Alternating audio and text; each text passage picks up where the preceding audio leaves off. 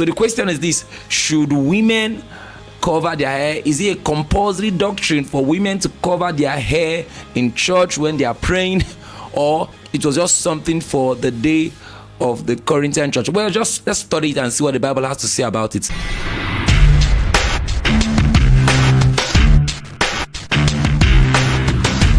Hello everyone, welcome to another time of Bible question and answer with Pastor David Ogenerobo. Thank you for following us. Please don't forget to like, subscribe, share these links and the links to all our other videos of Bible question and answer to everyone you know, to be blessed. And please keep on sending your questions. Should women cover their head or their hair in church? 1 Corinthians chapter 11. Let's begin from verse 3. 1 Corinthians 11 verse 3. This is Apostle Paul writing to the Corinthian church. He says, "But I will have you know that the head of every man is Christ. The head of every man is Christ. And the head of the woman is the man. And the head of Christ is God." Now verse 4, it says, "Every man praying or prophesying, having his head covered, dishonoreth his head.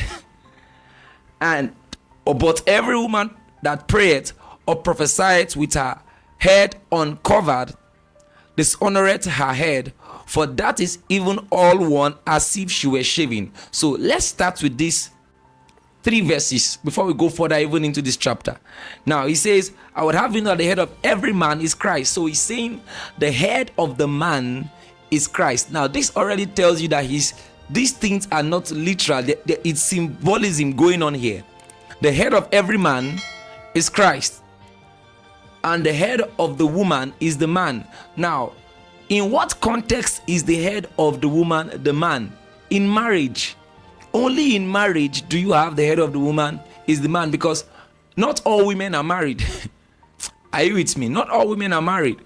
So in what context is the man the head of the woman? In marriage, maybe you work in an office as a man. You cannot tell your female boss that you are head. That no, you can't do that. It's only for your wife that you are the head of the woman.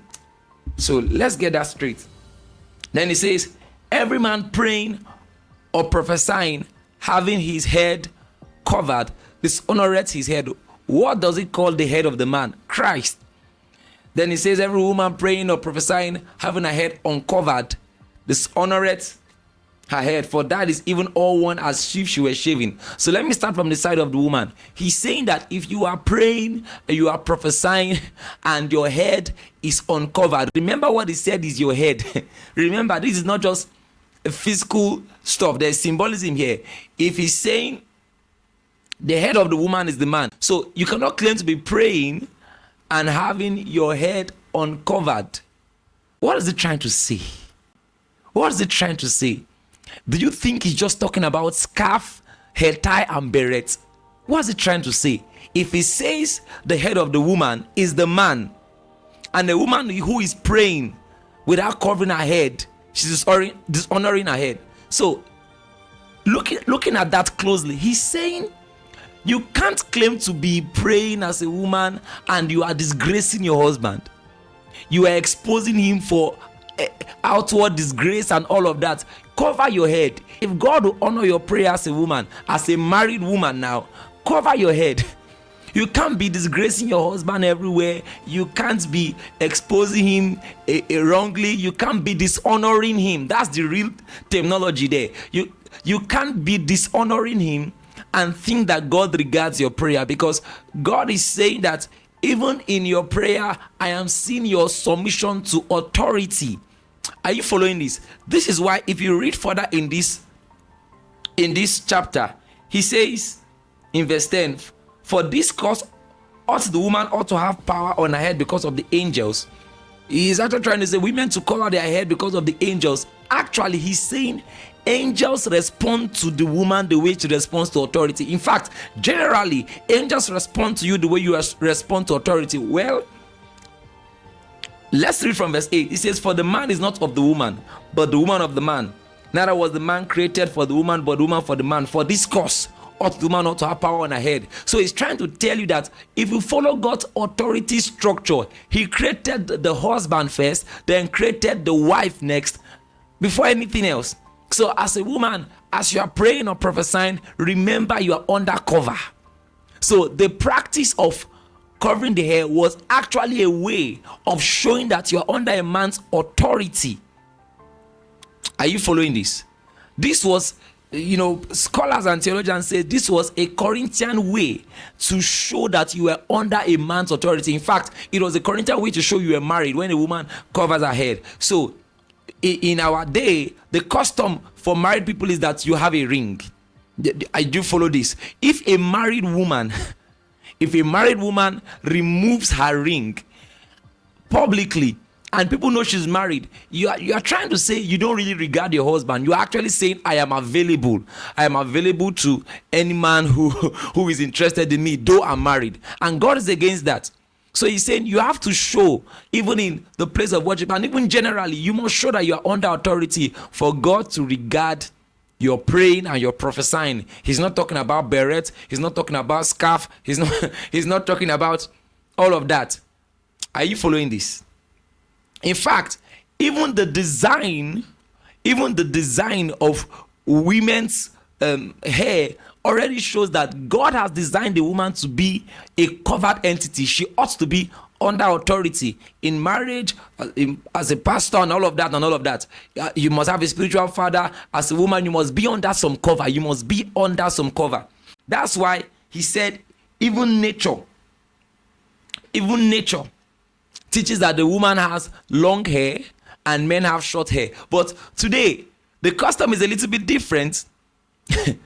There are some men that have long hair and it's not disgraceful. There are some women that cut her hair.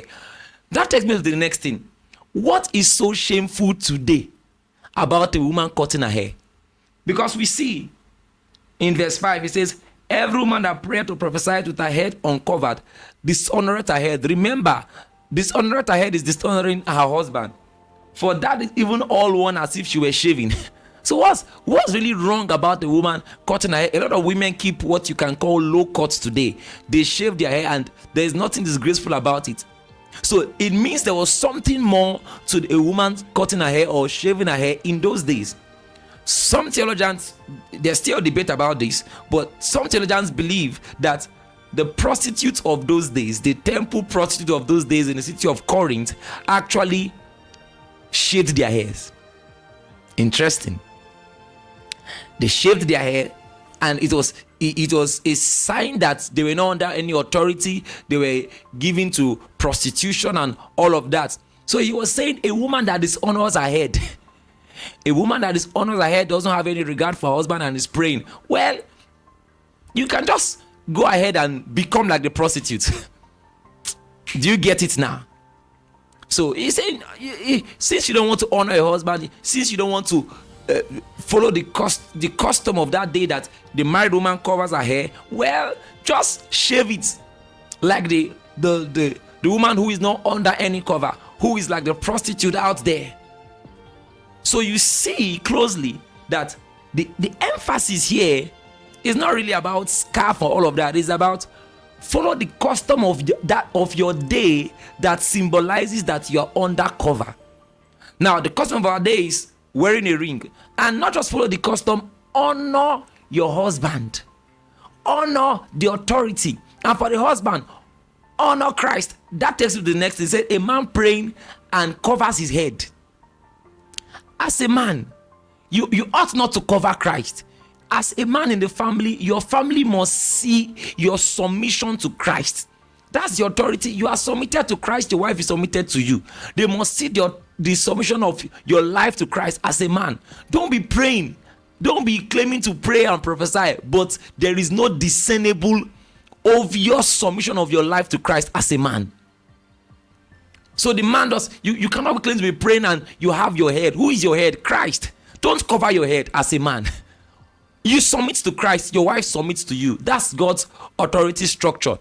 I believe this blessed you. And maybe I want you to just talk about this in the comments. Maybe we will throw more light on this in another video We'll talk about this again in another video. I want to hear from you at the comment. I believe this blessed you. Share to somebody, like, comment, and subscribe. God bless you. See you once again on Bible Question and Answer with Pastor David Ogenerobo.